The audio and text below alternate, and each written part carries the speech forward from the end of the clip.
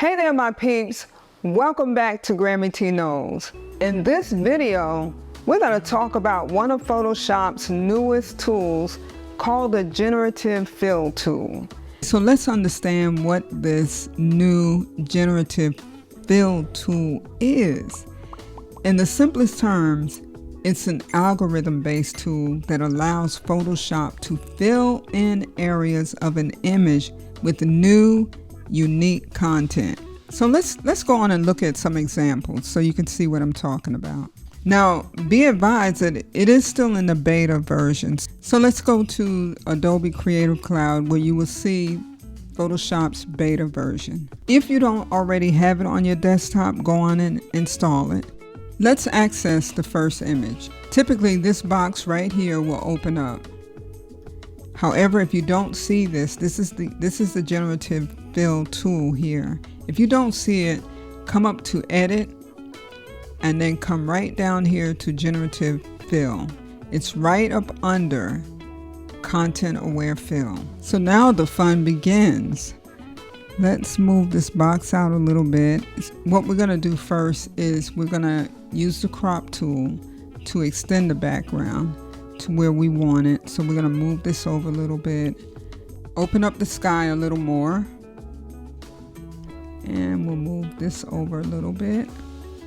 And you see how tight he's right at the edge. We don't like that. That creates tension. So we're going to extend and give them some foot room. Then we'll go on and hit the check mark. Next, let's go up here and get the rectangular marquee tool. We could select all of the four corners at one time, but I want to choose the foot room area first because it's so tight. We're gonna, you need room, so you might want to zoom out a little bit because you don't want to get too much. We're trying to keep from cutting into the shoe. We just want to select enough information for Photoshop to create that new and unique content. Instead of selecting everything now, we're just going to click Generative Fill. Don't put anything in the prompt box and then click on Generate. And let's see what Photoshop does. It does take a little bit of time, so be patient, but it doesn't take as long as it would if you actually had to do this on your own. So it's well worth the wait. Look at that. I'm going to zoom in so you can see. Look at that. Photoshop put information, like I said in the beginning, new and unique content. This wasn't here before, but it created what could be here. And you get 3 options each time. So let's see what the next one is. That one's, okay, it kind of created a little line there, so I'm not that happy with that one. That one's pretty decent. However, I think I like the first option better. Now we want to extend the rest of the image. So you're going to do the same thing again. You just want to make sure you get just enough. And this one, you don't have to go all the way to the ground, or you can. We'll go all the way. So if you want to select all the sides at once, then hold down your Shift key and then do the same thing, just enough. And you're going to do the same thing here. You're going to hold down your Shift key. You grab it. I might have grabbed a little bit too much, but we'll see. Then check Generative Fill and then Generate. Look at that. Even put some stuff out here that I'm going to have to remove because I don't want it in the background, but that's easy. Remember what I showed you with the remove tool last week. That's not going to be a problem to remove all of that stuff back there, so that's not an issue. But look at how clean. Look at this. I would take this out. I don't know what that is. I mean, somebody's receipt or whatever, but I'm just impressed at what happened with that foot room. With the Generative Fill tool, you could fill in this sky with beautiful clouds. There's so much you can do, but we're not doing that today. I just want you to see how quickly and easily you can extend your background now with this tool. So look at this. We can choose that one.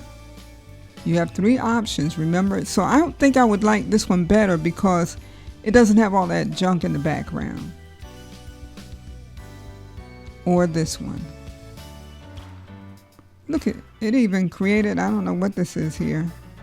And then it put people back there. We don't want more distractions. So I think this is the best option here. And I would just remove these things with the remove tool. So we have before and after. Let's try another image. Let's see what we can do with this image to fix this chair. So we're gonna get the crop tool and extend it. Take it out about right there. And then maybe a little bit on the top. Commit to the crop.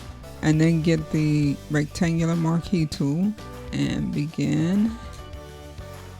And just get enough. And that should do it. And then we'll add a little bit to the top. Hold down your shift key and just get a little bit there. Click on Generative Fill and then generate. And let's see what happens. And look at that. Wow, the first option looks really good. Let's see what the other two options look like. Option 2 is not bad. And option 3, I don't know. Option 3, something happened back there, which if that's all I had, I would fix it. However, I do have 2 really good options. And I think, because you got stuff going on here, and again, that can be fixed easily. But I would probably go with option 1. And it looks really great. Before, all the way to the edge, and after.